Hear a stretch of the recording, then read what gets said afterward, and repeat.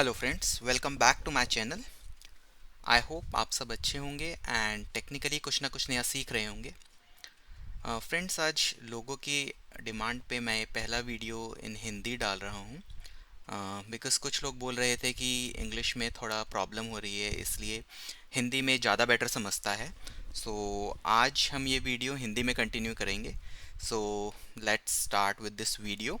सो आज के वीडियो में हम बेसिकली ये देखेंगे कि हम CI/CD पाइपलाइन कैसे बना सकते हैं और इस CI/CD पाइपलाइन में हम किस तरीके से ऑटोमेशन कर सकते हैं टॉमकैट के इंस्टॉलेशन का।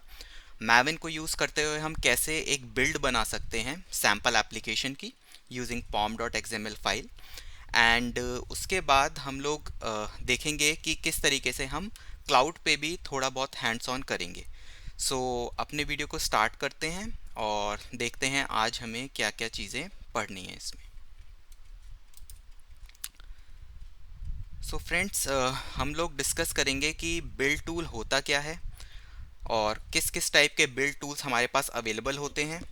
एंड मैवन एक तरह का बिल्ड टूल ही है, तो उसके बारे में भी हम पढ़ेंगे कि मैवन होता क्या है, मैवन को इंस्टॉल कैसे कर सकते हैं, मैवन के थ्रू एप्लीकेशन को कैसे बिल्ड कर सकते हैं।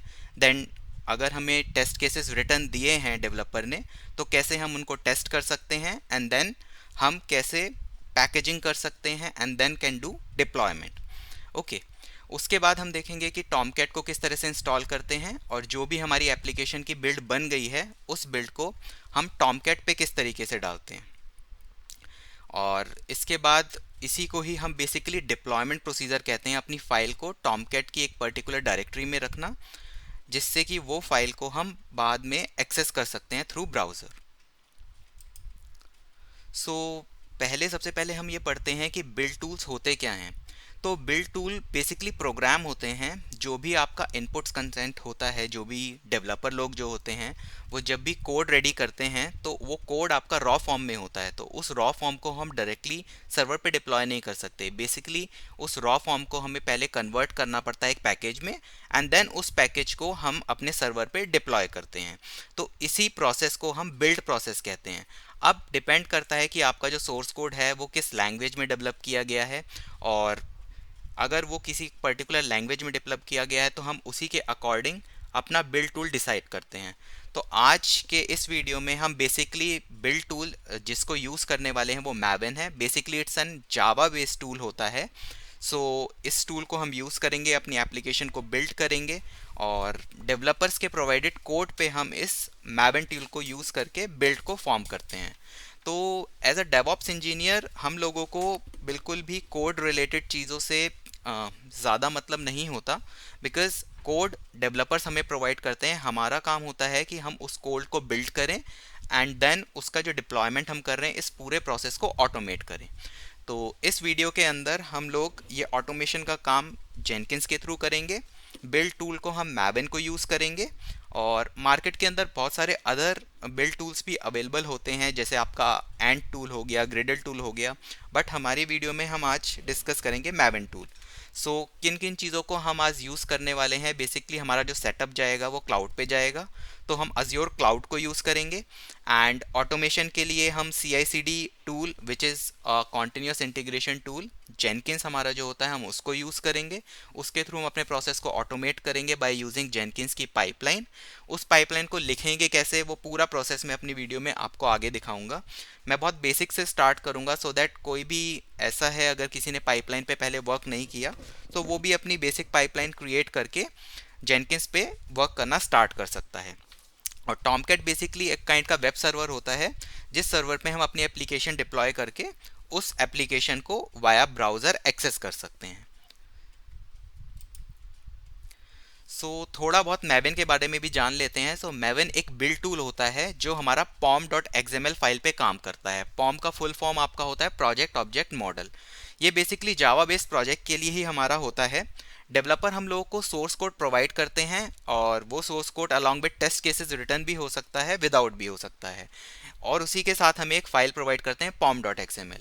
सो सब कुछ उस pom.xml फाइल के अंदर ही लिखा होता है कि हम कौन सा टूल किस स्टेज को अचीव करने के लिए यूज़ करेंगे, क्योंकि जो आपका सॉफ्टवेयर डेवलपमेंट लाइफ साइकिल और you can say software build life cycle आपकी होती है, उस सॉफ्टवेयर बिल्ड लाइफ साइकिल के अंदर आपकी कई सारी स्टेजेस होती हैं।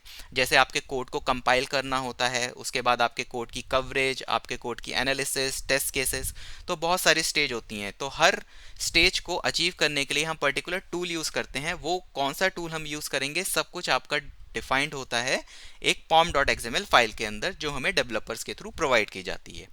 मैवन बेसिकली क्या करेगा, वो रीड करता है pom.xml फाइल को और जितनी भी डिपेंडेंसीज होती हैं उस पर्टिकुलर कोड से रिलेटेड उन सबको रिजॉल्व करने की कोशिश करता है। डिपेंडेंसीज क्या होती हैं कि जो भी टूल हमें लगेगा किसी भी कोड को कवरेज देने के लिए, किसी भी कोड के एनालिसिस के लिए, सो एवरीथिंग वो आपकी pom.xml के अंदर डिफाइंड होती है। मैवन चेक करता है कि इसके लिए मुझे क्या क्या चीज़ की ज़रूरत पड़ेगी बिल्ड करने के लिए।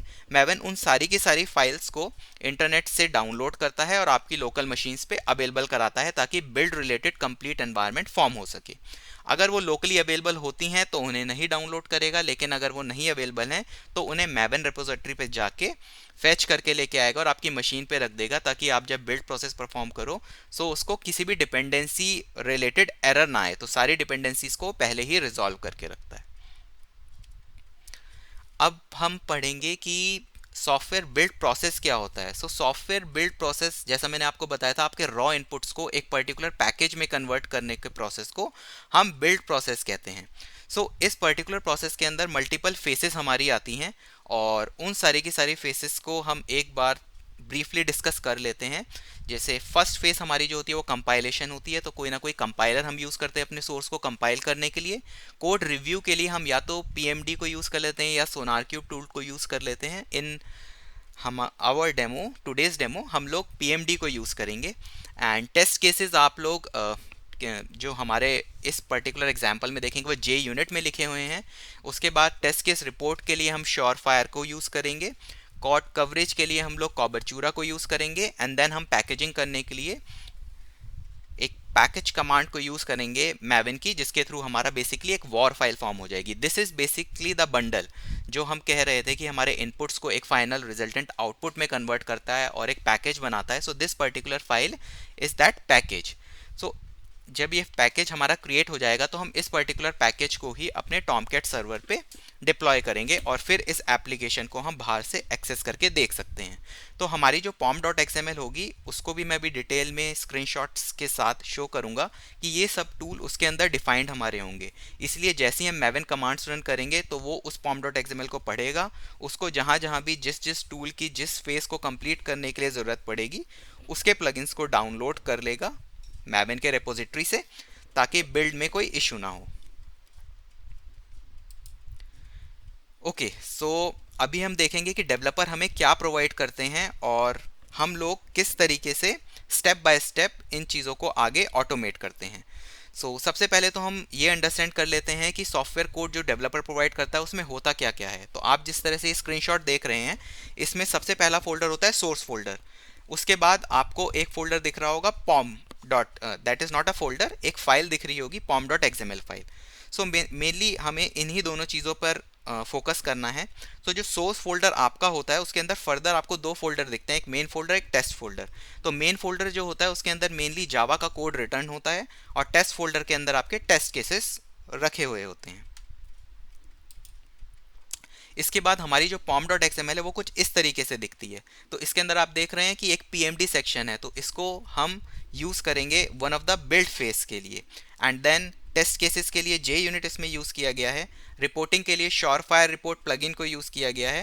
एंड देन उसके बाद कोड कवरेज के लिए हेयर हम देख सकते हैं कि कॉबरचूरा को यूज़ किया गया है। इसी तरीके से हमारा जो मैवन है वो जब इस फाइल को रीड करता है वो इसी तरह से रीड करता है, और जब उसको ये सारे प्लगइन्स इसमें दिखते हैं तो पहले वो इन सबको डाउनलोड करता है आपकी मशीन पे अगर वो लोकली अवेलेबल नहीं होते। एंड देन उसके बाद जब आप रन करते हैं कमांड्स फर्दर तो उसमें कोई एरर नहीं आती, क्योंकि सारी डिपेंडेंसीज को पहले रिजॉल्व करता है। तो आप ये भी देख सकते हैं कि इसके अंदर एक डिपेंडेंसी टैग दिया हुआ है।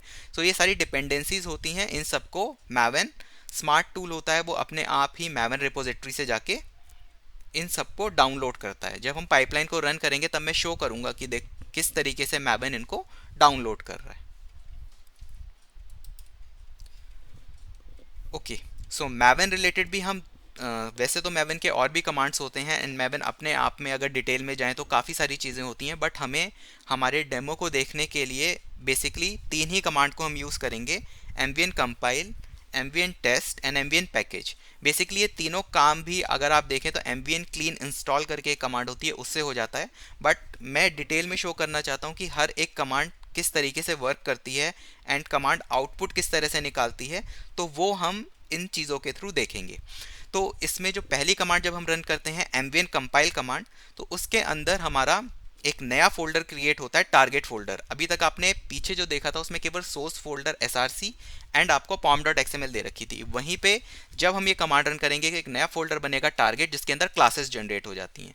तो बेसिकली जो आपका जावा कोड होता है वो उससे रिलेटेड डॉट क्लास फाइल्स जो होती हैं वो वहाँ पे जनरेट हो जाती हैं, क्योंकि कंपाइलेशन जब हमारा प्रोसेस होता है तो बेसिकली वो डॉट क्लास फाइल्स को जनरेट करता है जावा कोड से रिलेटेड। उसके बाद सेकंड कमांड हम जब रन करेंगे, हमारा कोड जब सक्सेसफुली कंपाइल्ड हो जाएगा, हमें एक बिल्ड सक्सेस का मैसेज उधर दिखेगा।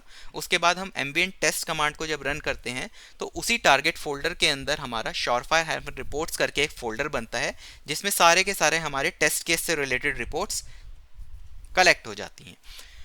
जब हमारा टेस्टिंग कंप्लीट होगा उसके बाद हम देख सकेंगे कि कितने टेस्ट केसेस इसमें रखे हुए हैं, कितने फेल हुए हैं, कितने पास हुए हैं, सारी डिटेल्स हमें कंसोल पे दिख जाएगी। थर्ड हमारा जो कमांड रन होगा वो कमांड हमारा होता है एम्बियन package command.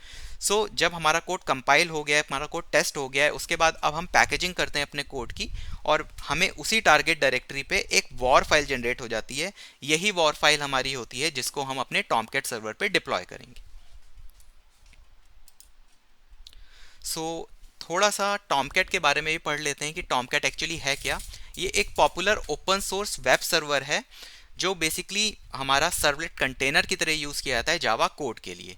Tomcat by default हमारा पोर्ट नंबर 8080 पे रन करता है, और हमें ये पोर्ट नेटवर्किंग सेक्शन से ओपन करना पड़ेगा। अगर ये पोर्ट हमारा ओपन नहीं है तो हमारा टॉमकैट एक्सटर्नली पब्लिकली हम एक्सेस नहीं कर पाएंगे। एंड एक थिंग यहाँ पे हम जो करना चाह रहे हैं, बेसिकली 8080 पोर्ट टॉमकैट का भी होता है एंड 8080 पोर्ट जेनकिंस का भी होता है। तो जब हम जेनकिंस के थ्रू टॉमकैट को इंस्टॉल करेंगे तो हमें दोनों पोर्ट में से किसी एक पोर्ट को चेंज करना पड़ेगा, अदरवाइज एप्लीकेशन कॉन्फ्लिक्ट हो जाएगा और हमारा दोनों ही एप्लीकेशंस को रन करने में इशू आ सकता है। इसीलिए हम क्या करेंगे, हम अपने टॉमकैट का जो पोर्ट है उसे 8080 से चेंज करके 8081 पोर्ट कर देंगे, एंड देन 8080 एंड 8081 पोर्ट दोनों को हम नेटवर्किंग सेक्शन से ओपन कर देंगे। उसके बाद हमारी दोनों एप्लीकेशन में कोई कॉन्फ्लिक्ट नहीं होगा और हमारी दोनों एप्लीकेशन ईजिली सर्व हो सकती हैं। ठीक है, तो अब इसके बाद हमें टॉमकैट सर्वर को इंस्टॉल करने के लिए ये कुछ कमांड्स होंगे जिसको हमें रन करना पड़ेगा। ये कुछ लाइनेक्स कमांड है, तो जिनका लाइनेक्स बैकग्राउंड है वो इसे इजीली समझ जाएंगे, लेकिन जो लोग नए हैं उनको थोड़ा समझने में दिक्कत होगी। तो मैं कोशिश करता हूँ कि मैं इन कमांड्स को आपको अच्छे से समझा सकूँ, जिससे आपको ये चीज़ें क्लियर हो जाएं कि हम कमांड्स के थ्रू एक्चुअली क्या करना चाह रहे हैं। जब भी हम टॉमकैट को इंस्टॉल करते हैं तो उस केस में सबसे पहले हमें sudo apt अपडेट करना होता है। ये ऑल द पैकेजेस जितने भी हमारे होते हैं उस वीएम पे अपडेट कर देता है। उसके बाद हमारा जो टॉमकैट होता है इसका प्री रिक्विजिट होता है कि हमें जावा इंस्टॉल करना होता है। ये हमारा जो सेकंड कमांड है ये हम जावा इंस्टॉल करने के लिए यूज़ करते हैं।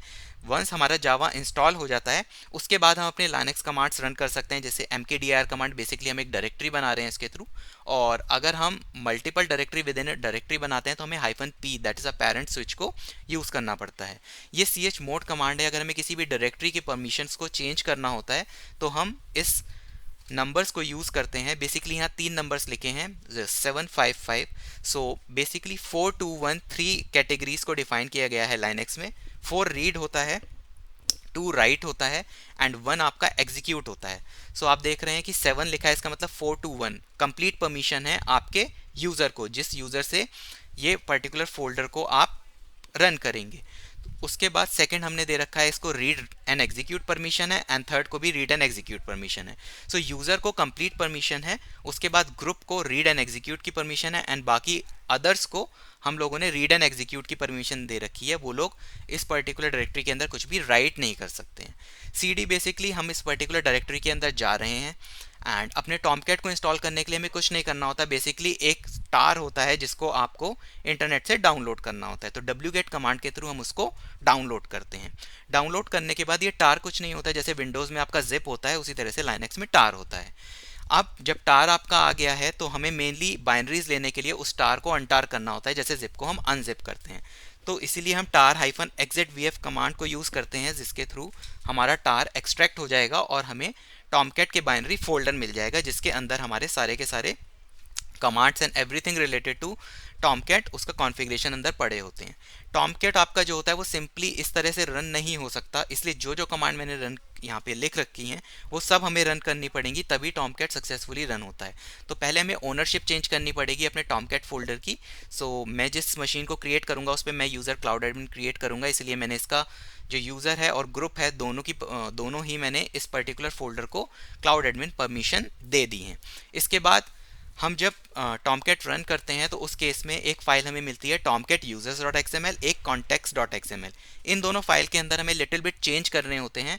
अगर हम उन फाइल्स में चेंजेस नहीं करेंगे तो टॉमकैट सक्सेसफुली रन नहीं करता, और हमें कुछ वहाँ पे रोल्स भी डिफाइन करने पड़ते हैं सो दैट हम टॉमकैट को एक्सेस कर सकें। तो ये मैं आपको आगे दिखाऊंगा कि किस तरीके से हम इन दोनों फाइल को एडिट करेंगे। उसके बाद ये हमारी बेसिकली कमांड होती है जिस कमांड के थ्रू हम टॉमकैट को स्टार्ट करते हैं। सो अगर आप मैनुअली चीज़ें कर रहे हैं तो इसके थ्रू कर सकते हैं, बट जब आप जेनकिंस के थ्रू ऑटोमेट करेंगे तो हमें फॉर्मेट थोड़ा चेंज करना पड़ेगा, लॉजिक यही रहेगा। तो मैं अभी आपको दिखाता हूँ जब हम पाइपलाइन क्रिएट करेंगे किस तरीके से हम इन कमांड्स को यूज़ करेंगे। ओके, तो पहली फाइल हमारी जो है वो tomcat-user.xml है। इसके अंदर हमें बेसिकली एक यूज़र टैग देना पड़ता है जिसमें हमें यूज़र नेम एंड पासवर्ड देना पड़ता है। आप कोई भी पासवर्ड यूज़ कर सकते हैं, user name will be the same जो आप उस मशीन पे क्रिएट कर रहे हैं। उसके बाद हमें इसके अंदर 3 रोल्स इनेबल करने होते हैं। एक होता है मैनेजर GUI, एक एडमिन GUI, एक मैनेजर स्क्रिप्ट हमारा रोल होता है। इन रोल्स को आप जब डिफाइन कर देंगे तो ये रोल्स ओपन हो जाएंगे इन पर्टिकुलर यूज़र्स के लिए। उसके बाद सेकंड context.xml होता है जिसके अंदर हमें बेसिकली ये टैग ऐड करना पड़ता है। इस एंट्री को जस्ट कॉपी एंड पेस्ट कीजिए, मीन्स ये टैग वहाँ पे ऑलरेडी होता है, हमें बेसिकली इसे कमेंट आउट करना होता है। तो ये जो आपको एरो नॉट एंड टिक टिक दिख रहा है एंड एंड में टिक टिक एंड एरो दिख रहा है, इसके थ्रू हमने इसको कमेंट आउट कर दिया है बिकॉज हमें इसकी ज़रूरत नहीं है। सो नाउ अभी अंडरस्टैंड करते हैं कि जब हम जेनकिंस का कोड लिखेंगे तो वो पाइपलाइन का कोड हम किस तरह से बनाएंगे। सो ये आपका जो होता है यूनिवर्सल फॉर्मेट होता है, आप इसी तरीके से पाइपलाइन के कोड बना सकते हैं। सबसे पहले पाइपलाइन लिखेंगे, देन एक कर्ली ब्रेस लगाएंगे। अगर आपको ये पाइपलाइन किसी स्लेव पे रन करनी है तो उसके थ्रू यहाँ पे आपको वो एजेंट डिफाइन करना पड़ता है, लेकिन अगर आप ऑन द सेम मशीन कर रहे हैं जिसपे जेनकिंस है तो उस केस में आप एजेंट एनी लिखते हैं तो ये आपका कोड सक्सेसफुली रन कर जाता है। अदरवाइज आप यहाँ पे लेबल एंड देन उसकी वैल्यू दे सकते हैं एंड देन वो कोड उस पर्टिकुलर मशीन को रीडायरेक्ट हो जाता है।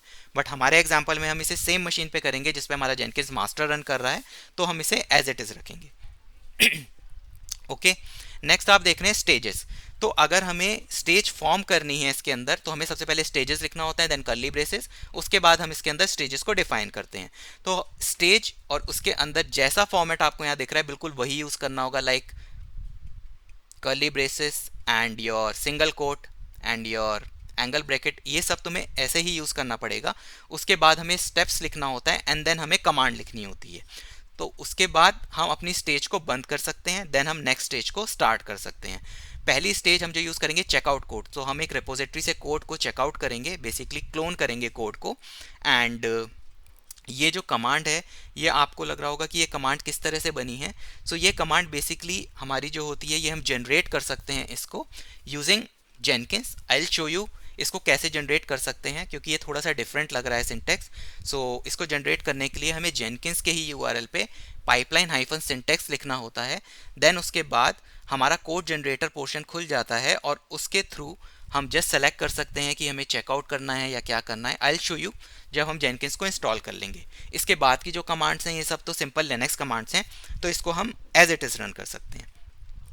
तो पहला स्टेज हमारा होगा चेकआउट कोड, जिससे हम कोड को क्लोन करेंगे। उसके बाद हम मैवन टूल को इंस्टॉल करेंगे एंड उसमें हम wget करते हैं मैवन के पैकेज को। उसके बाद हम इसे अनटार करते हैं, जैसे मैंने शो किया था कि अनजिप करना हो एक जिप को, उसी तरह का ये प्रोसेस है, क्योंकि मैवन का इंस्टॉलेशन भी एक टार बेस्ड ही होता है और ये एक बेसिकली फोल्डर होता है, उस फोल्डर के थ्रू हम कमांड्स रन कर सकते हैं।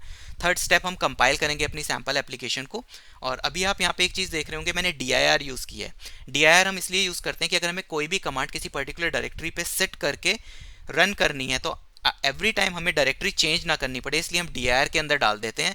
तो जब हमारी ये स्टेज एग्जीक्यूट होगी तो इसमें सबसे पहले ऑटोमेटिकली इस डायरेक्टरी पे जाके इसको एग्जीक्यूट करेगी। सो ये dir हम यहाँ डिफाइन कर सकते हैं, इससे हमें बार बार डायरेक्टरी को चेंज नहीं करना पड़ेगा। इसके बाद हम जो स्टेज यूज़ करेंगे वो सैम्पल एप्लीकेशन को टेस्ट करने की यूज़ करेंगे। इसमें भी हम इसी डायरेक्टरी पे बैठ के जस्ट कमांड में mvn तक का पाथ लिखेंगे जहाँ पे भी हमारा मैवन डाउनलोड हुआ है, and bin and then Maven and then test will use to test the application. उसके बाद हम पैकेजिंग करेंगे। सो सेम रहेगा सब कुछ, बस हमारा mvn के साथ पैकेज यहाँ पे आ जाएगा। नेक्स्ट उसके बाद हम एक स्टेज बनाएंगे, जिस स्टेज के अंदर हम यूज़ करेंगे अपने टॉमकैट प्री रिक्विजिट इंस्टॉलेशन को। सो इसके अंदर हम बेसिकली क्या करते हैं, टॉमकैट की जो प्री रिक्विजिट है वो हमारी होती है जावा इंस्टॉल करने की, वही स्टेप्स हमने इसके अंदर लिख रखे हैं। ओके, सो नेक्स्ट हम देखते हैं कि कैसे हम अपाचे को इंस्टॉल करेंगे। तो अपाचे इंस्टॉल करने के लिए भी अब आप देख रहे हैं मैंने यहाँ डबल स्लैश लगा रखा है। इस मीन कि इसको हम कमेंट आउट अगर हमें करना है तो हम डबल स्लैश के थ्रू इसको कर सकते हैं, और ये पूरा का पूरा सेक्शन जिस भी लाइन के आगे हम डबल स्लैश लगा देंगे वो हमारा कमेंट हो जाएगा। अब इंस्टॉल हमें टॉमकैट करना है तो उसके लिए हमने वही sh को यूज़ किया और इसको हमने इसके टार को डाउनलोड किया, देन एंटार किया। अब आप यहाँ देख रहे हैं सूडो। सो हमारा जो यूज़र है वो डायरेक्टली इसको यूज़ नहीं कर पाएगा कमांड्स को रन करने के लिए, क्योंकि जेनकिंस से जब भी हम कोई कमांड मशीन पे रन करते हैं तो वैसे जेनकिंस यूज़र रन करती है, बट हम जब ये मशीन फॉर्म करेंगे तो हमारे पास क्लाउड एडमिन यूज़र होगा। इसीलिए हमें इस फोल्डर की परमिशन को क्लाउड एडमिन पे चेंज करना पड़ेगा, and we need to use sudo. तो हमें कुछ जेनकिंस यूज़र को एक्स्ट्रा प्रिविलेज देनी पड़ेगी, जिसकी वजह से वो as a sudo command run कर सकता हूँ, मीन्स एज अ रूट वो कमांड्स को रन कर सकता हूँ। वो रूट यूज़र नहीं है, बट कुछ कमांड्स हैं, मतलब उसको एज अ सूडो राइट दे सकते हैं कि सुपर यूज़र डू, जैसे सुपर यूज़र इसको रन करता है वैसे ही वो इन कमांड्स को रन कर सकता है। और जब हमारा अपाचे इंस्टॉल हो जाएगा उसके बाद हम स्टेज जो हमारी दिख रही है वो डिप्लॉयमेंट की स्टेज है, तो उस केस में हम हमारी जो वॉर फाइल बन जाएगी उस वॉर फाइल को हम अपने टॉमकैट सर्वर पे डाल देंगे। लेकिन गाइस एक बहुत बड़ा इशू मेरे को फॉर्म हो गया था जब मैं इसको ऑटोमेट कर रहा था कि मेरा टॉमकैट सर्वर स्टार्ट ही नहीं हो रहा था। जब आपका टॉमकैट सर्वर स्टार्ट नहीं होगा तो उस केस में आपका जो एप्लीकेशन है वो कभी सर्व नहीं होगी और आपको टॉमकैट कंसोल भी एक्सटर्नली एक्सेस नहीं हो पाएगा। इसके लिए मैंने क्या चीज़ करी थी, मैंने एक ट्रिक यूज़ करी थी, जिसलिए क्या होता है रन यूज़र करके एक कमांड होती है जिसके थ्रू हम किसी एक पर्टिकुलर कमांड को एक पर्टिकुलर यूज़र से रन कर सकते हैं, लेकिन ये कमांड केवल रूट यूज़र यूज़ कर सकता है। इसीलिए मैंने अपने जेनकिंस यूज़र को सूडो राइट्स प्रोवाइड किए एंड उसके बाद वो एज अ रूट इस कमांड को रन कर सकता है, बिकॉज हमने सारी ओनरशिप क्लाउड एडमिन से चेंज कर दी हैं। इसलिए इस प्रोसेस को स्टार्ट करने के लिए भी हमें क्लाउड एडमिन यूज़र ही लगेगा। इसलिए वो कमांड जो होती है वो रन यूज़र होती है, एंड देन उसके बाद -l लगा के हमें यूज़र का नाम देना होता है, एंड -c लगा के हमें कमांड लिखनी होती है। देन वो कमांड सक्सेसफुली रन होती है और मैंने इसे टेस्ट किया, ये सक्सेसफुली रन हो गई थी। एक और चीज़ मुझे इसमें बतानी है फ्रेंड्स, जैसे सपोज करो आपको कोई एक कमांड रन कर रहे हो और उसमें पहले से ही सिंगल कोट आपका लगा हुआ है, तो उस सिंगल कोट को अगर आप इस सिंगल कोट के अंदर डालते हो जो हमारा sh के बाद लगता है, तो आपका सिंगल कोट वर्क नहीं करता। इसीलिए अगर एक्सटर्नली आपका सिंगल कोट लगा है तो अंदर कमांड का जो सिंगल कोट है आप उसको डबल कोट से रिप्लेस कर दीजिए, जैसे मैंने यहाँ पे किया। और एक चीज़ मैंने और यहाँ पे कमांड में करी थी, जो मुझे SED कमांड को मैंने यूज़ किया था। बेसिकली जब भी हम टॉमकैट के बाइनरीज को इंटरनेट से डाउनलोड करते हैं तो उसकी फाइल्स के अंदर जो बाय डिफ़ॉल्ट पोर्ट इनेबल होता है वो 8080 होता है, बट हमें वो 8081 करना पड़ेगा क्योंकि हमारा जेनकिंस का पोर्ट भी 8080 है। इसलिए मैंने SED को यूज़ किया, which is called streamline editor. So इसके थ्रू मैंने इस 8080 पोर्ट को 8081 में चेंज कर दिया इस पर्टिकुलर server.xml के अंदर। सो ये कमांड ये बोलती है कि जहाँ पे भी उसे 8080 दिखे वहाँ पे 8081 कर दे पूरी फाइल के अंदर ग्लोबली, एंड इस पर्टिकुलर फाइल के अंदर उसको वो चेंज कर दे। तो इसे चेंज करने के बाद अब हमारे पोर्ट कॉन्फ्लिक्ट का इशू भी रिजॉल्व हो जाएगा, क्योंकि जेनकिंस ऑलरेडी हमारा 8080 पोर्ट पे रनिंग होगा। सो फ्रेंड्स, यही बेसिकली थ्योरी थी हमारे आज के प्रैक्टिकल जो हम करने जा रहे हैं उसका थ्योरी रिलेटेड पार्ट यही था। और अभी इस चीज़ को प्रैक्टिकली देखते हैं और आप वीडियो को पूरा एंड तक देखिए। इसमें आपको एक एक चीज़ क्लियर हो जाएगी कि कैसे हम पाइपलाइन बना सकते हैं। वो लोग जो लोग बड़े नए हैं जेनकिंस के अंदर और जिन्हें लगता है कि नहीं पाइपलाइन क्रिएशन ये बड़ा टफ टास्क होता है, तो नहीं, ये इजी टास्क होता है। जस्ट आपको समझना पड़ेगा इसे कैसे क्रिएट करते हैं। अगर आप एक एग्जाम्पल समझ लेंगे तो आप आगे के एग्जाम्पल बहुत ईजिली क्रिएट कर सकते हैं, क्योंकि सिंटैक्स सेम रहेगा, आपको जस्ट कमांड्स चेंज करने होते हैं।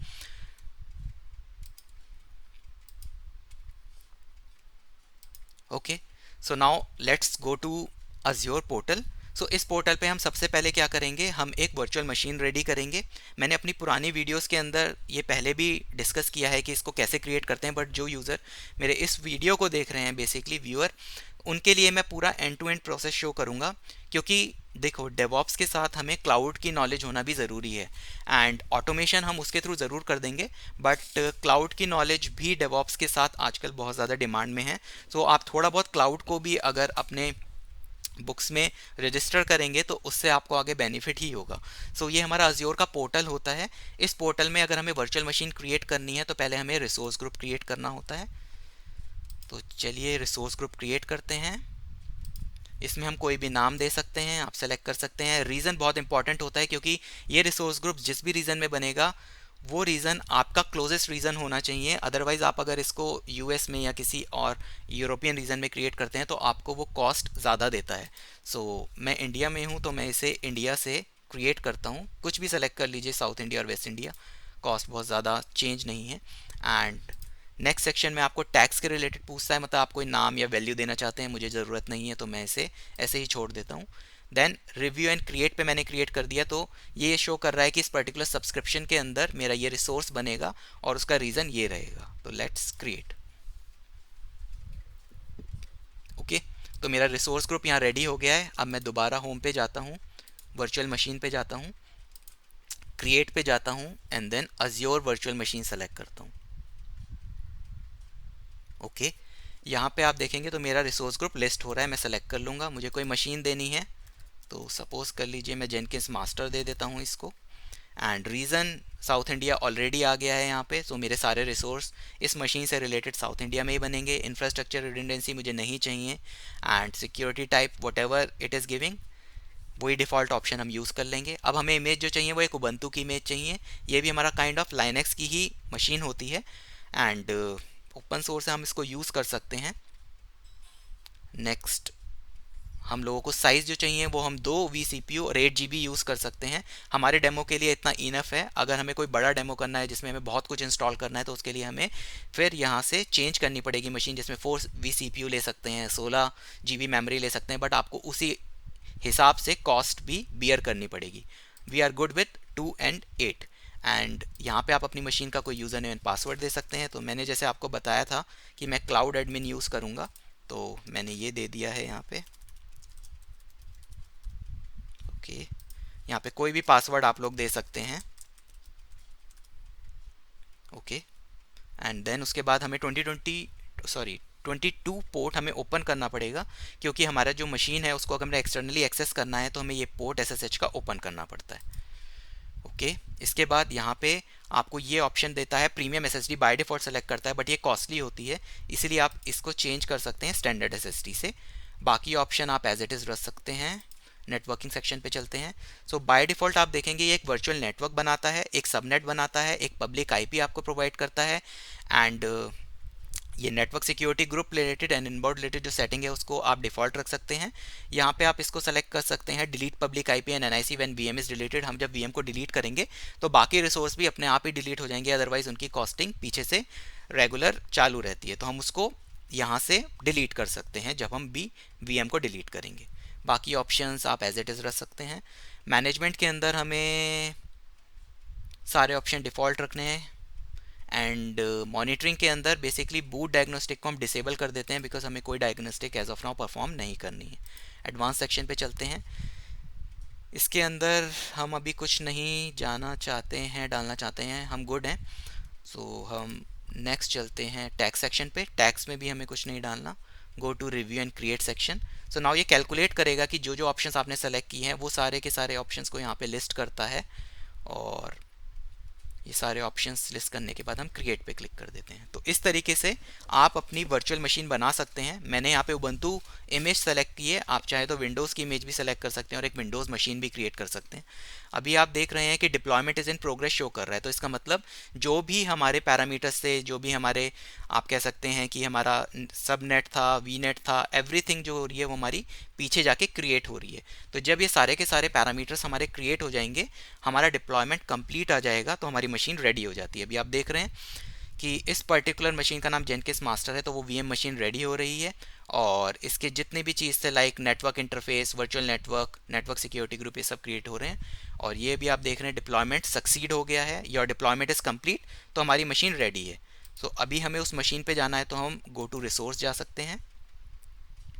ओके, एंड ये बेसिकली पब्लिक आईपी हमारी मशीन को अवेलेबल हो गया है।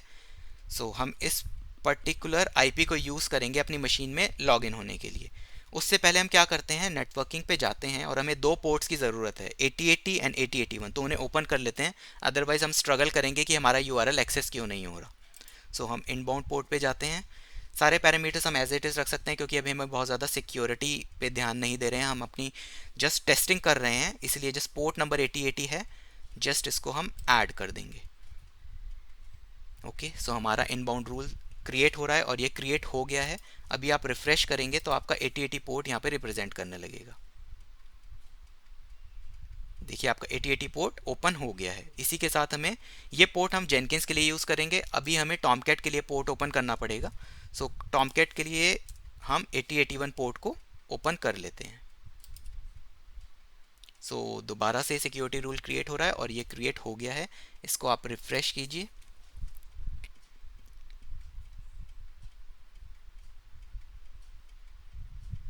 सो रिफ्रेश करने के बाद आप देख रहे हैं 8081 पोर्ट भी हमारा ओपन हो गया है। सो हमें अब पोर्ट रिलेटेड कोई इशू नहीं है, हमारे पोर्ट्स ओपन हैं। अब हम क्या करेंगे, इस मशीन के अंदर जाएंगे। पुट्टी को आप यूज़ कर सकते हैं इस मशीन में लॉगिन करने के लिए। अगर आपकी मशीन पे डाउनलोडेड नहीं है तो आप इसे इंटरनेट से डाउनलोड कर सकते हैं, क्योंकि इसके बिना आप इसको एक्सेस नहीं कर पाएंगे। एंड हम अपने यूज़र से इसमें लॉगिन करते हैं जो हमने बनाया था। ओके,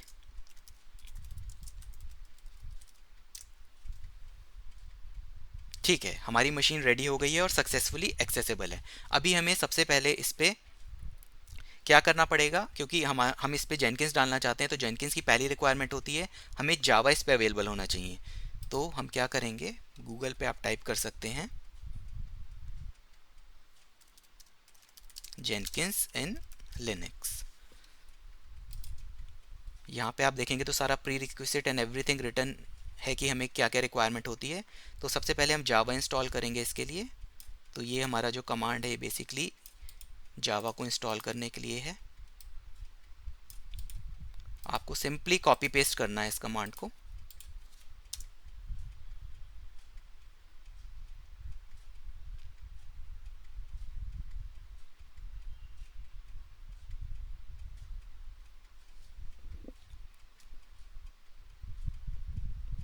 ओके, एंड नेक्स्ट हम लोग जाएंगे सेकंड कमांड पे।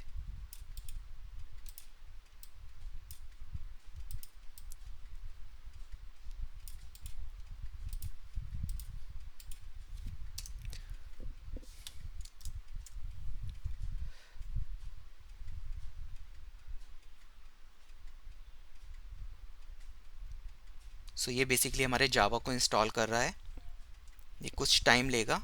एंड जब ये हमारा इंस्टॉल हो जाएगा जावा, तो हम जावा हाइफन वर्जन कमांड से चेक करेंगे कि जावा सक्सेसफुली इंस्टॉल हो गया है या नहीं।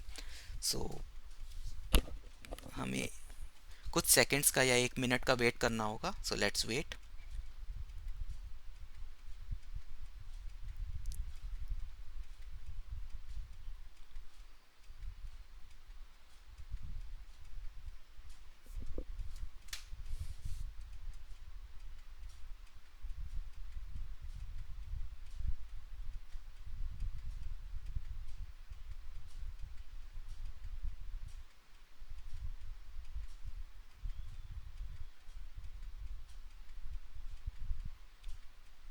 ओके, तो हमारा जावा इंस्टॉल हो गया, हम चेक कर सकते हैं। जावा हाइफन वर्जन, यस, जावा हमारा इंस्टॉल हो गया है। तो हमारे पहली प्री रिक्विजिट जो हमारी चाहिए थी हमें जेनकिंस इंस्टॉल करने के लिए, वो हमारी डन हो गई है। अब हम जेनकिंस को इंस्टॉल करते हैं। तो जेनकिंस इंस्टॉलेशन की कमांड्स यहाँ लिखी हैं। सो गाइज, जब भी आप किसी भी सॉफ्टवेयर को इंस्टॉल कर रहे हो जेनकिंस किसी भी प्लेटफॉर्म पे, सो हमेशा आप ऑफिशियल डॉक्यूमेंटेशन को ही रेफर कीजिए, क्योंकि पुराने कमांड्स यहाँ पे चेंज होते रहते हैं। अगर आप उन्हीं कमांड्स को यूज़ करेंगे तो आपका जेनकिंस इंस्टॉल नहीं होगा, हो गया तो रन नहीं करेगा। इसलिए आप इन्हीं कमांड्स को यूज़ कीजिए। और इसका लॉन्ग टर्म सपोर्ट जो भी ये पर्टिकुलर सेक्शन दे रखा है, आप इसी को यूज़ कीजिए। एंड इसके लिए हम पहली कमांड ये यूज़ कर लेते हैं, जस्ट कॉपी पेस्ट करना है, सिंपल है ये। Okay, so somehow it is saying permission denied. Why it is giving this error?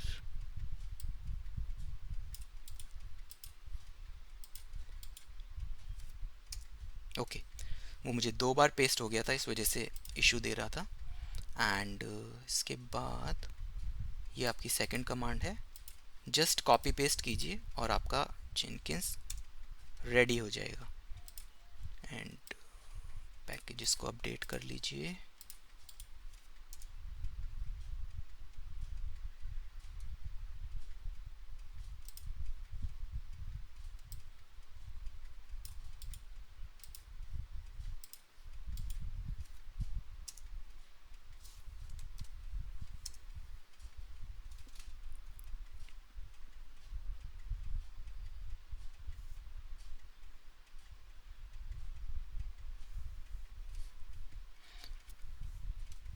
So guys, इस तरीके से हमने सारे कमांड्स रन कर दिए हैं। एंड हमारा जेनकिंस कुछ सेकंड्स में अप आ जाएगा।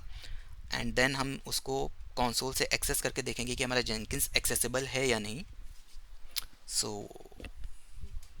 वेट कीजिए 1 मिनट, और शायद कुछ सेकंड्स में ये अप आ जाएगा। So let's wait.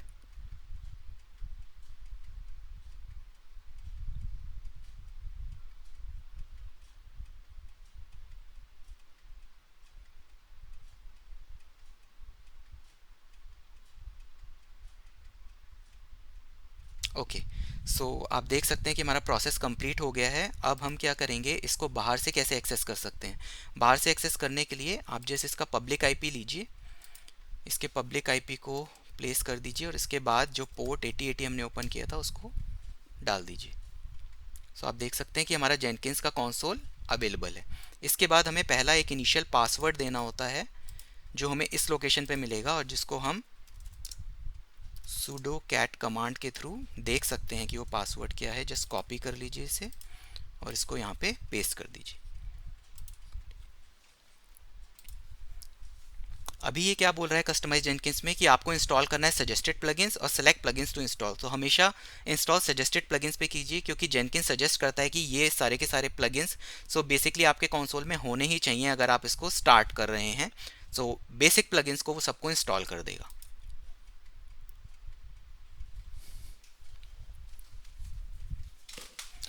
आप देख सकते हैं कि इसके अंदर फोल्डर्स, बिल्ड टाइम आउट, ये सारे बेसिक प्लगइन्स होते हैं जो प्लगइन्स आपके जेनकिंस कंसोल के अंदर होने ही चाहिए। प्लगइन्स होते क्या हैं, बेसिकली जेनकिंस आपका जो होता है इसको हम एक सीआई सर्वर बोलते हैं, जैसे कॉन्टिन्यूस इंटीग्रेशन सर्वर।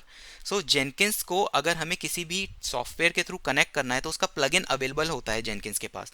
हमें वो प्लगइन डाउनलोड करना पड़ता है, जिस प्लगइन के थ्रू हम जेनकिंस को किसी भी सॉफ्टवेयर के थ्रू जो हम यूज़ करने वाले हैं उसके थ्रू हम कनेक्ट कर सकते हैं। जैसे हम इसमें गिट को यूज़ करेंगे, तो जब तक गिट का प्लगइन नहीं होगा जेनकिंस के पास, तब तक आप गिट कमांड उस मशीन पे रन नहीं कर सकते। अभी आप देख रहे हैं कि ये गिट के प्लगइन को डाउनलोड कर रहा है, तो हमें गिट को इंस्टॉल करने की ज़रूरत नहीं पड़ेगी। ऑटोमेटिकली हमारा जो मशीन है उस मशीन पे गिट हमें इंस्टॉल्ड मिलेगा, और हम जब गिट कमांड्स रन करेंगे चेकआउट का, तो ऑटोमेटिकली रन कर जाएगा, क्योंकि उसको गिट वहाँ पे अवेलेबल होगा। इसीलिए सजेस्ट करता है कि हमें कुछ बेसिक प्लगइन्स होते हैं जो इंस्टॉल कर ही लेने चाहिए, क्योंकि उनकी ज़रूरत हमें पड़ेगी ही पड़ेगी।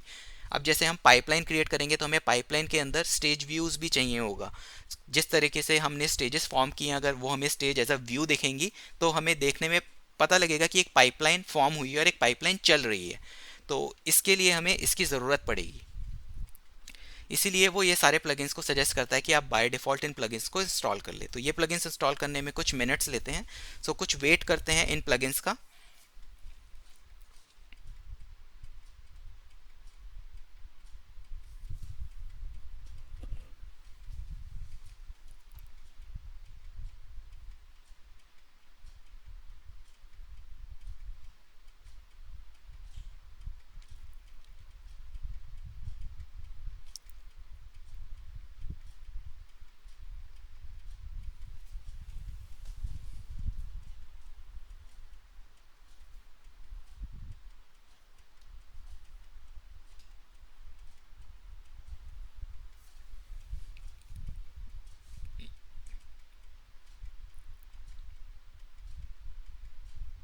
इन द मीन वाइल ये प्लगइन्स इंस्टॉल हो रहे हैं, मैं आपको एक बार अपना गिट का पोर्टल दिखा देता हूँ। ये बेसिकली गिट हब का पोर्टल है एंड ये हमारी रिपोजिटरी है जिस रिपोजिटरी से हम चेकआउट करेंगे। सो गाइज इसके अंदर मैंने वो जो कोड था वो कोड पहले ही प्लेस कर दिया है यहाँ पे, ताकि हमें वो कोड हम यहाँ से डाउनलोड कर लें, क्योंकि इससे पहले मेरे वीडियो आप देखोगे तो उस पर मैंने सेम यही कोड दिखाया था, एक साइट पे अवेलेबल था। सो वो सैम्पल कोड के अंदर मुझे टेस्ट केसेस नहीं दिखे थे, तो मैं टेस्ट केस परफॉर्म नहीं कर पा रहा था, तो मैंने उनका एक ओल्ड कोड ढूंढा, उस कोड में टेस्ट केसेस अवेलेबल थे। सो हम टेस्ट केसेस भी देख लेंगे यहाँ पे कि टेस्ट केसेस कैसे एग्जीक्यूट हो रहे हैं। साथ ही साथ मैंने Tomcat users dot XML file और आपकी कॉन्टैक्ट्स डॉट एक्सएमएल फाइल जो है वो भी यहाँ पे एडिट करके प्लेस कर दी है, ताकि कोई भी कॉपी पेस्ट करने में दिक्कत ना हो और हमारा डेमो सक्सेसफुली रन हो जाए। सो हम इसी रेपोजिटरी को क्लोन करेंगे अपनी पाइपलाइन के थ्रू जब हमारा जेनकिंस इंस्टॉल हो जाएगा। सारे प्लगइन्स इंस्टॉल हो चुके हैं। अभी हम यहाँ पे एक user name and password create करना होता है, आप अपने अकॉर्डिंग कुछ भी बना सकते हैं।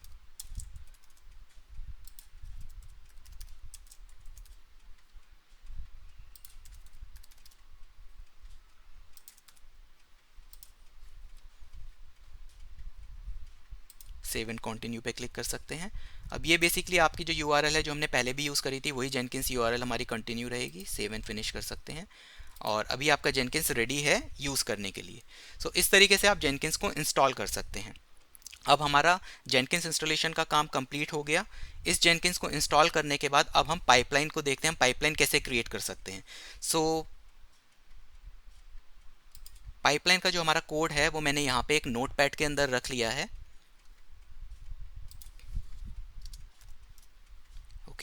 ये हाइफन वाई मैंने इसलिए लगाया है क्योंकि जब हम इस कमांड को रन करेंगे ये एक इनपुट लेता है जिसको हमें येस करना होता है। अगर हम येस प्रोवाइड नहीं करेंगे तो हमारी पाइपलाइन ब्रेक हो जाएगी।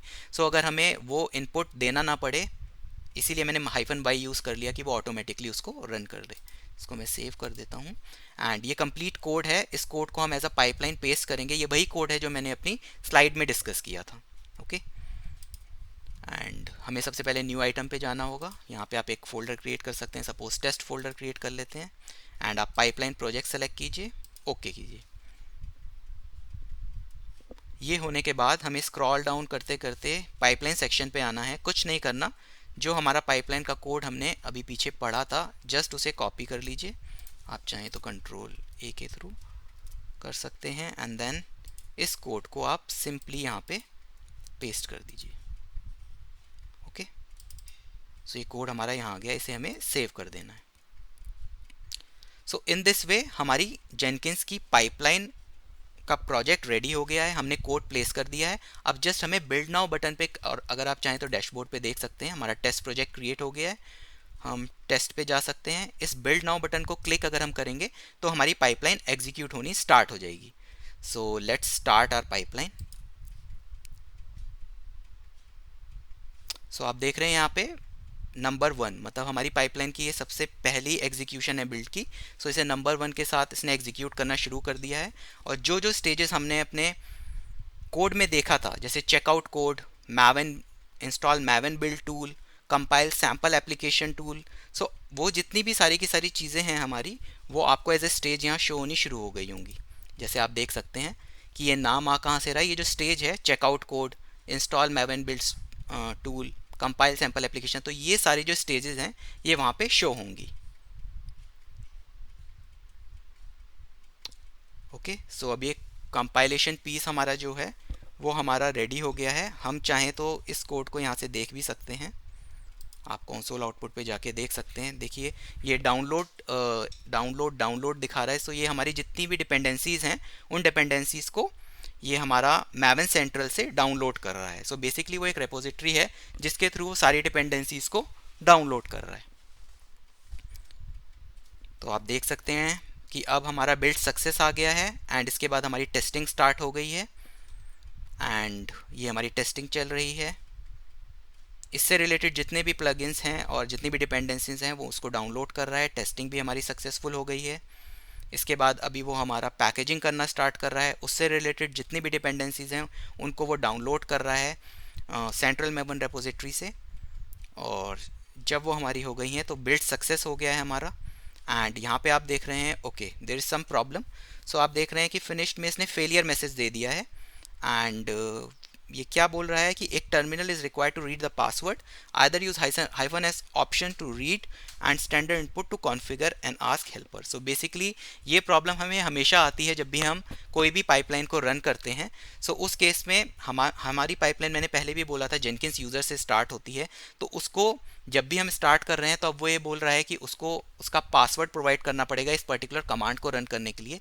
सो अभी इसको रिजॉल्व करने के लिए मैंने एक छोटी सी ट्रिक निकाली थी, उसके थ्रू हम इस एरर को रिजॉल्व कर सकते हैं। पहले हम पाइपलाइन देख लेते हैं कि पाइपलाइन का व्यू कैसा आया है। सो आप पाइपलाइन का व्यू देख सकते हैं कि जो भी ग्रीन में आपको शो हो रहा है सारे के सारे फेसेस पास हो गए हैं, मतलब चेकआउट सक्सेसफुल हो गया है, मैवन सक्सेसफुल इंस्टॉल हो गया है, कंपाइलेशन हो गया है, टेस्टिंग ऑफ एप्लीकेशन हो गई है, पैकेजिंग एप्लीकेशन की हो गई है, लेकिन टॉमकेस इंस्टॉलेशन हमारा फेल हो गया है। और गाइस जेनकिंस के अंदर अगर आपकी कोई भी स्टेज फेल होती है तो आगे की स्टेज आपकी स्किप हो जाती हैं और मार्क एस फेल ही हो जाती हैं। तो इस चीज़ को रिजॉल्व करने के लिए हमें हमारे जेनकिंस यूज़र को मोर प्रिविलेज्ड यूज़र करना पड़ेगा। वो कैसे करते हैं वो मैं आपको बताता हूँ। इसके अंदर एक फ़ाइल होती है etc sudoers। तो हम सबसे पहले उस फाइल को परमिशन रीड की दे देंगे कि कोई भी उसे, हमारा जो क्लाउड एडमिन यूज़र है वो उसको एडिट कर सके। ओके राइट परमिशन हो गई है। अब हम उस फाइल को एडिट करेंगे।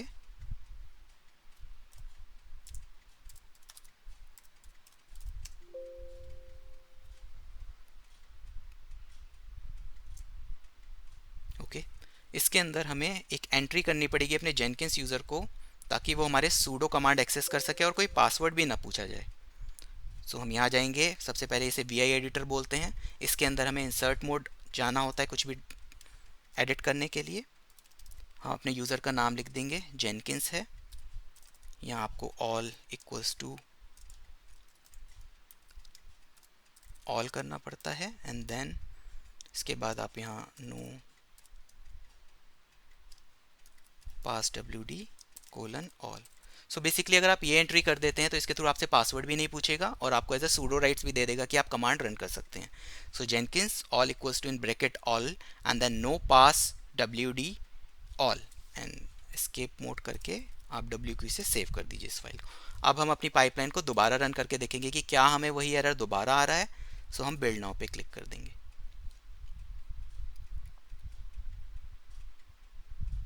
सो अगेन चेकआउट हमारा सक्सेसफुल हो गया है, then Maven install build tool successful हो गया है। कंपाइलेशन अब की बार आपने देखा फास्ट हुआ है क्योंकि वो सारे के सारे बाइनरीज ऑलरेडी हमारी मशीन पे डाउनलोड हो गए हैं। तो अभी वो लोकली उनको पिकअप कर पा रहा है, उसे रिमोट मैवन रेपोजिटरी से डाउनलोड करने की रिक्वायरमेंट नहीं है।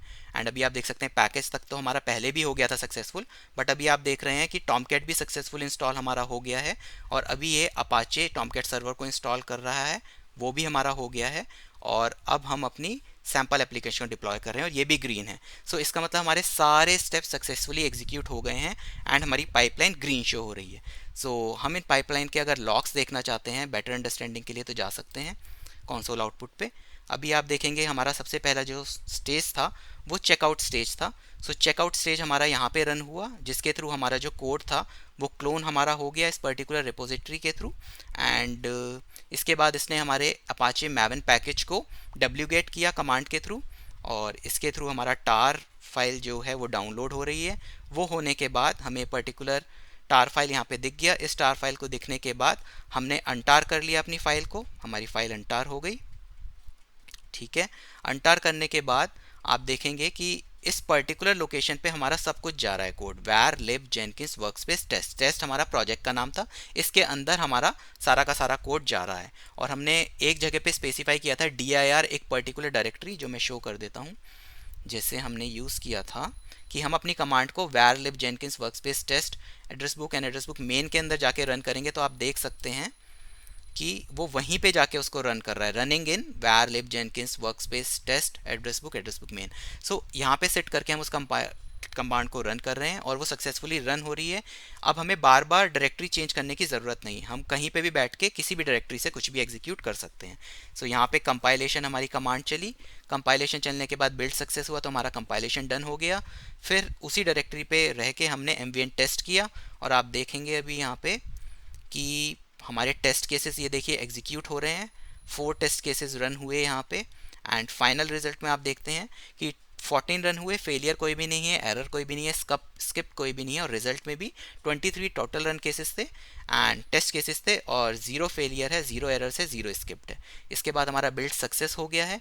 बिल्ड सक्सेस होने के बाद नेक्स्ट आप देखेंगे इसी कमांड पे बैठ के हमने पैकेजिंग रन किया। पैकेजिंग रन करने में वो टेस्टिंग भी एक बार परफॉर्म करता है, तो उसने उसको दोबारा परफॉर्म करके उसने यहाँ पे हमें रिजल्ट दे दिया और उसने बोला कि मैंने वॉर फाइल बिल्ड कर दी है उसी डायरेक्टरी में, टारगेट डायरेक्टरी के अंदर, addressbook.war सेक्शन के अंदर। ओके, इसके बाद उसने हमारा ऐप अपडेट कमांड को रन किया, हमारा जावा को इसने इंस्टॉल किया। वो ऑलरेडी इंस्टॉल था तो उसने री इंस्टॉल किया है बेसिकली, बट ये हमारी प्री रिक्वेस्ट होती है तो हमें इसे रन करना पड़ता है, क्योंकि अगर किसी मशीन पे जेनकिंस नहीं है और जावा नहीं है तो हम इस तरह से उसको इंस्टॉल कर सकते हैं। इसके बाद उसने हमारा टॉमकैट के पैकेज को डाउनलोड किया, एक्सट्रैक्ट किया। एक्सट्रैक्ट करने के बाद उसने इस फोल्डर की परमिशन को चेंज किया। देन ये जो दोनों फाइलें हमने डाउनलोड कर ऑलरेडी प्लेसेस थे हमारे रिपोजिटरी पे, उसको इसने इस पर्टिकुलर डायरेक्टरी में कॉपी कर दिया एंड देन उसने पोर्ट 8081 चेंज कर दिया एंड उसके बाद उसने बेसिकली हमारी सैम्पल एप्लीकेशन को वेब एप्स डायरेक्टरी पे रख दिया। हाँ गाइस, ये मैं बताना भूल गया था कि हमें जब भी डिप्लॉयमेंट करना होता है तो हमें अपाचे के जो बाइनरी होती है उस अपाचे फोल्डर के अंदर एक वेब एप्स डायरेक्टरी होती है, उस डायरेक्टरी पे इस वॉर को प्लेस कर देते हैं तो वो हमारी कंसोल में शो होने लगती है और उस एप्लीकेशन को हम एक्सेस कर सकते हैं। उसके बाद हमने अपने प्रोसेस को स्टार्ट कर दिया एंड लास्ट में आप मैसेज देख सकते हैं जो पिछली बार फेलियर आया था वो अभी सक्सेसफुल हो गया। सो हमारी पाइपलाइन सक्सेसफुली एग्जीक्यूट हो गई। इससे पहले कि हम अपने टॉमकैट को एक्सेस करें, मैं आपको यहाँ पे ये भी शो करना चाहता हूँ कि वो जो फोल्डर्स मैं आपको अपनी स्लाइड्स में दिखा रहा था वो फॉर्म हुए हैं या नहीं। हम उसी डायरेक्टरी पे चले जाते हैं, टेस्ट डायरेक्टरी पे, एंड हियर आप देख सकते हैं कि हमारा सारा का सारा कोड यहाँ पे प्लेस हो गया है एंड ये बेसिकली हमारा कोड था जो हमें डेवलपर्स प्रोवाइड करते हैं। इसके अंदर आप देख सकते हैं हमारी मेन डायरेक्टरी है एंड इसके अंदर आप देखिए सोर्स फोल्डर जो मैंने आपको शो किया था वो रहता ही है, pom.xml वही प्रोवाइड करते हैं, बट टारगेट नया फोल्डर हमारा क्रिएट हो गया। देखते हैं इस फोल्डर के अंदर क्या क्या बना है। इस फोल्डर के अंदर आप देख सकते हैं कि हमारा क्लासेस फोल्डर जनरेट हो गया है जो कंपाइलेशन के थ्रू हमारा जनरेट हुआ। एक हमारा इसके अंदर शॉरफायर रिपोर्ट्स जनरेट हो गया है, जो हमारा जनरेट हुआ है सारे के सारे टेस्ट केसेस के रिपोर्ट्स हमारे रख रहा है, और हमारी एक वॉर फाइल जनरेट हो गई है जो बेसिकली पैकेजिंग के थ्रू हमारी एक पैकेज तैयार हो गया है टेस्टिंग के बाद, जिसको हम अपने सर्वर पे डिप्लॉय करेंगे। ये जो भी और आप चीज़ें इसके अंदर देख रहे हैं वो रिलेटेड टू डिपेंडेंसीज है, तो उसने वो सब यहाँ पे डाल दिया है जो भी हमें रिक्वायरमेंट थी अपने बिल्ड के लिए। हमारा बिल्ड रेडी हो गया है, टारगेट फोल्डर क्रिएट हो गया है। अभी हम देख सकते हैं कि वो सारे के सारे फोल्डर जो मैं आपको अपनी स्लाइड में शो कर रहा था वो भी कम्प्लीटली फॉर्म हो गए हैं। तो चलते हैं अभी अपना टॉमकैट को एक्सेस करके देखते हैं कि क्या टॉमकैट एक्सेसिबल है भी या नहीं। टॉमकैट को एक्सेसिबल करने के लिए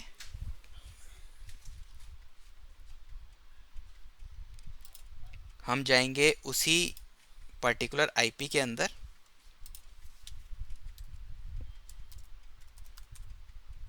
एंड इस आईपी के साथ हम 8081 पोर्ट को यहाँ पे यूज़ करेंगे क्योंकि टॉमकैट का पोर्ट हमारा 8081 है। इसके बाद हम कॉन्टेक्स्ट रूट में manager/html लिख देंगे। तो गाइज आप देख सकते हैं इसने हमें यूज़र मैंने पासवर्ड के लिए पॉपअप दे दिया है। अब ये वही यूज़र नेम और पासवर्ड है जो अपने स्लाइड में हमने डिस्कस किया था। हमने tomcat-users.xml में जो यूज़र नेम और पासवर्ड हमने दिया था वही हम यहाँ पे यूज़ करेंगे इसे एक्सेस करने के लिए।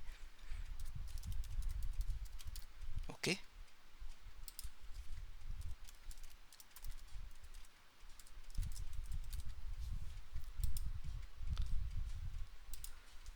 सो गाइस आप देख सकते हैं कि हमारा टॉमकैट सक्सेसफुली एक्सेसिबल है एंड हमने जो अपनी एप्लीकेशन बनाई थी वो एज एन एड्रेस बुक यहाँ पे प्लेस हो गई है। अब हम अपनी एप्लीकेशन को एक्सेस करके देखते हैं। यस, सो ये बेसिकली एक एप्लीकेशन, एक सैम्पल एप्लीकेशन डेवलपर्स ने ऑनलाइन डाल रखी है, जिसके थ्रू, जिसका बेसिकली काम क्या, एक डायरेक्टरी है जिसके थ्रू हम अपना नाम, अपना नंबर और अपना ईमेल डालेंगे तो वो नाम, नंबर और ईमेल सब यहाँ पे जाके सेव हो जाएगा। चलिए इसका एक डेमो लेके देखते हैं कि एप्लीकेशन काम कैसे करती है। न्यू कॉन्टैक्ट पे क्लिक किया, यहाँ पे आप कुछ भी डाल दीजिए, जैसे आपने डाल दिया टेस्ट, लास्ट नेम आपने डाल दिया यूज़र, फ़ोन नंबर 123456। यहाँ पे कोई चेक नहीं है कि आपका फ़ोन नंबर वैलिड है या नहीं है, आप आर्बिट्रेरी कुछ भी डाल सकते हैं। इन ईमेल ऑल्सो आप कुछ भी डाल सकते हैं।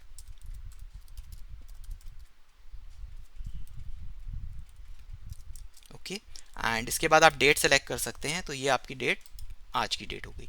इसको अगर आप सेव करेंगे तो आप देख रहे हैं ये एंट्री ऊपर जाके बन गई है। सो बेसिकली एक सैम्पल एप्लीकेशन है, टेस्टिंग के लिए हम इसे यूज़ कर सकते हैं ताकि हम देख सकें कि हमारा कंप्लीट डेमो सही से चल रहा है या नहीं।